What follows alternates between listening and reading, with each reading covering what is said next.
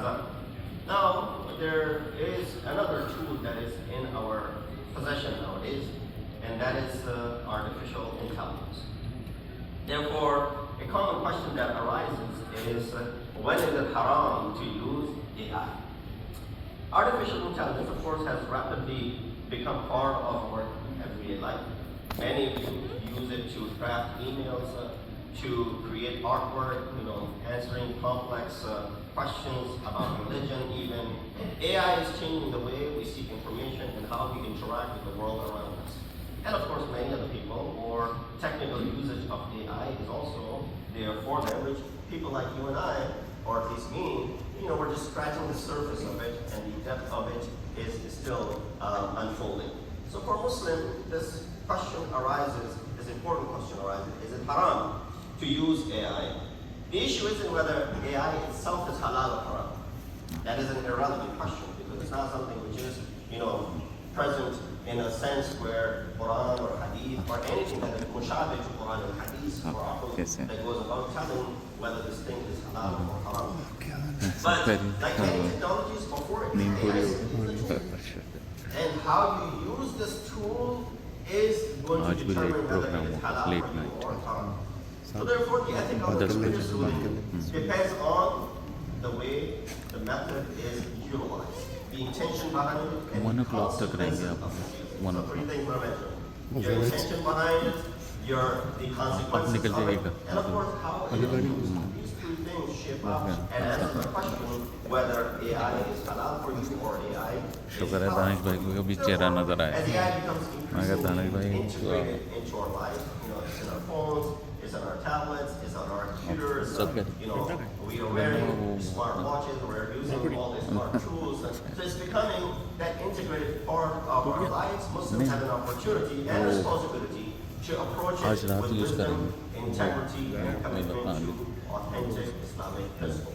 So, first question should be answered. Is it halal or haram? That is an irrelevant question. It is dependent on these three reasons or these three things.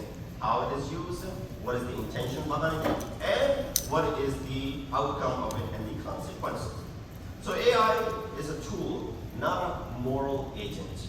Islam has always judged actions by intentions and outcomes. How you do something. We've given examples in the past as well. उसका AC उड़ गया I think गर्मी White to cut the vegetables. But at the same time, the intention behind buying this knife could be to, for example, cause someone bodily harm. To go ahead and, with that crime, take someone's life with it. And of course, that usage, that purchase, everything along with it will become haram. When we see a smartphone can be used to call family members or to use to spread harmful content, the intent or behind it, then why are you using this smartphone? Are you using it to connect with your family members? Or are you using it to, for example, spread rumors about someone? Or you might say, well, you're combining both of them. You're calling it to use it to some family members, and at the same time, you're using it for spreading rumors, and of course, the answer of this smartphone would be, using a smartphone, is it halal or haram? Or what is it being used for? That should be the first question that comes to the internet. Can be a gateway to beneficial knowledge or misinformation. There's a lot of misinformation that is out there. The same principle applies to any artificial intelligence. There is nothing inherently halal or haram about AI itself.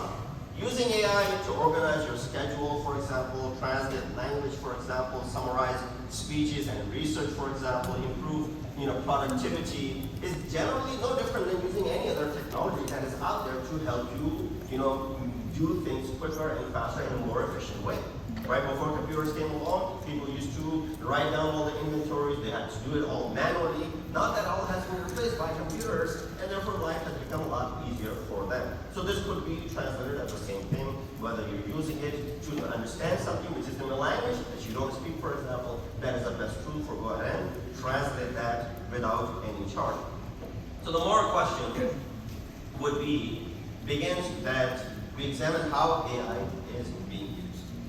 Here, when can using AI become haram?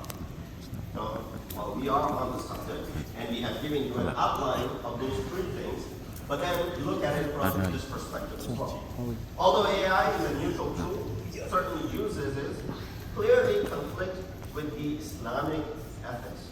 So I'll give you 4 things. Number 1, using AI to deceive others. I said that in the beginning. يَا أَيُّهَا الَّذِينَ آمَنُوا اتَّقُوا اللَّهَ وَكُونُوا مَعَ الصَّادِقِينَ. It's a clear instruction to what we need. Fear Allah and be with those who are righteous. That means you're told, in the retrospect, do not be with those who are unrighteous.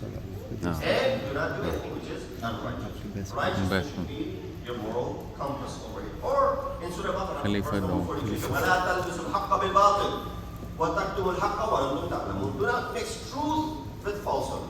Don't mix these two things. Or conceal the truth while you know what you are doing.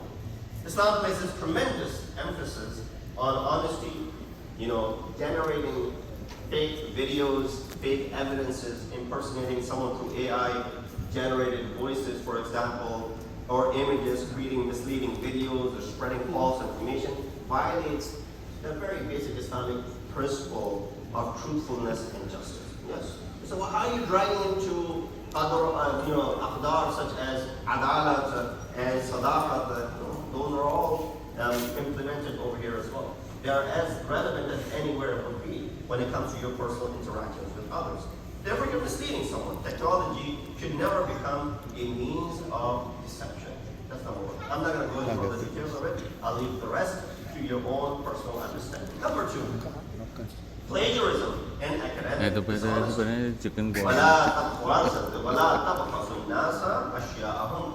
Do not deprive people for what is rightfully theirs. If something belongs to someone, you have no right to go ahead and take it from them. Yeah, with the permission, if they allow it to you, then of course there's nothing wrong with that. With that truth, with that concept, and with that wisdom behind it, Ahl-e-Bait, Ali ibn Abi Talib also said,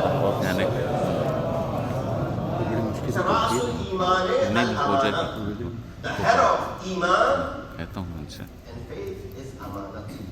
Meaning what?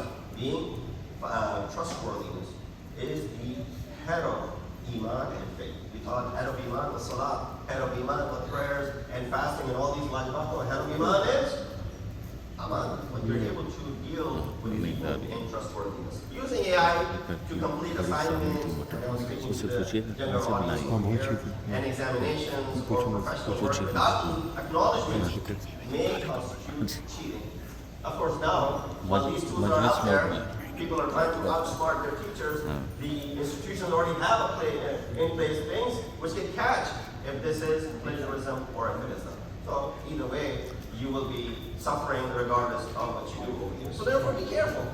You can use this to go ahead and quote someone, but what is the harm in saying that this belongs to so-and-so? So for example, today I'm reciting all of this. From where? Did I just sit down?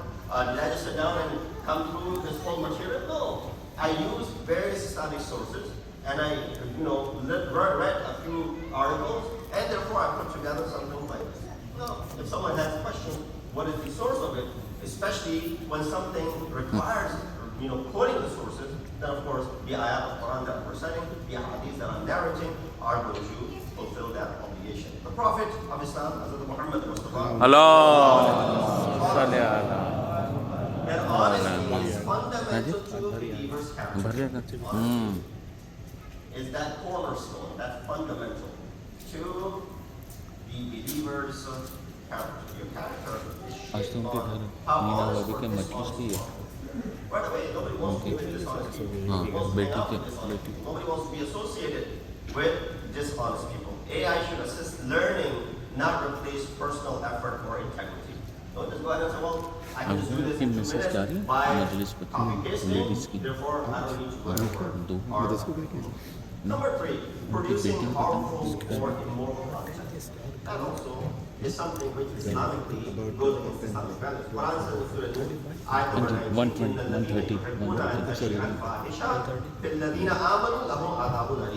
19, those who love to spread indecency among the believers will have a painful punishment.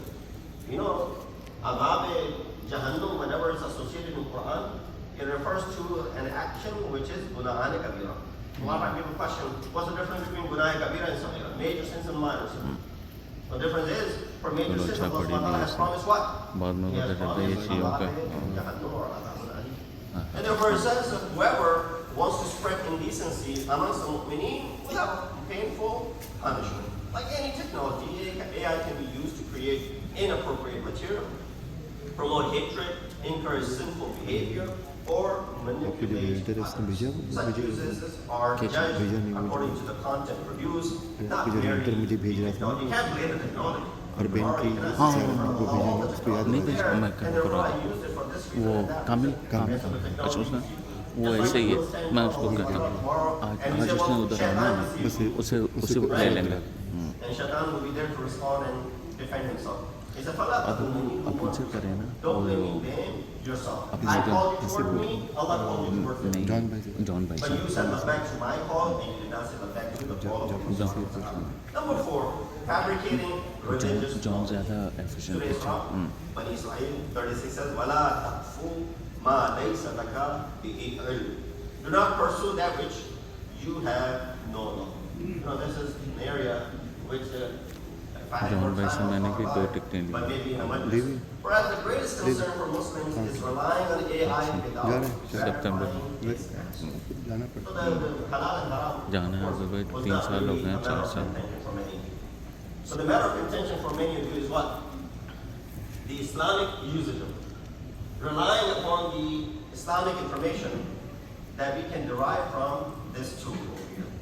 So therefore, general AI systems can sometimes generate inaccurate Quranic references, mistaught hadith, or oversimplify complex matters of Islamic jurisprudence. That's what this tool is there for. To go ahead and give you something in this most oversimplified manner. Otherwise, these things would not be that easy for one to understand. Sometimes certain things have to be understood stepwise. You cannot just jump to that in the first instance. You got to build up to it. There's a muqaddamah, there's a preface, and then you get to that ultimate goal of yours. So when religious knowledge is presented incorrectly, people may unknowingly act upon that information. So you search on AI, how to perform certain things, it gave you the answer, you went ahead and did it. Later on, it turned out, that's not what the fatwa of the Maqdam says. That's not what the hadith of Maqsum says. That's not what the ayat of Quran says. And therefore, all the actions that you have done so far were wrong. So Islam teaches believers to verify information, especially when it concerns faith. In ja'akum fasiqun binaba'in, fatabayyanu. When you receive information from an unknown source, fatabayyanu. Make sure that you go ahead and think about it, ponder over it, get to the reality of it, and then you go ahead and act on it. So, can Muslims ask AI questions about Islam? Of course you can. This is one of the most frequently discussed topic today. Many Muslims ask AI the following question. This is again a study done. What does this Quranic verse mean? So they'll put in the verse of Quran to go ahead and try and get the tafsir. Majority of the time, it'll try and pull the information from verified Islamic sources to go ahead and give you the right answer. If I can just ask you to please get up and move forward, there's a lot to go over here.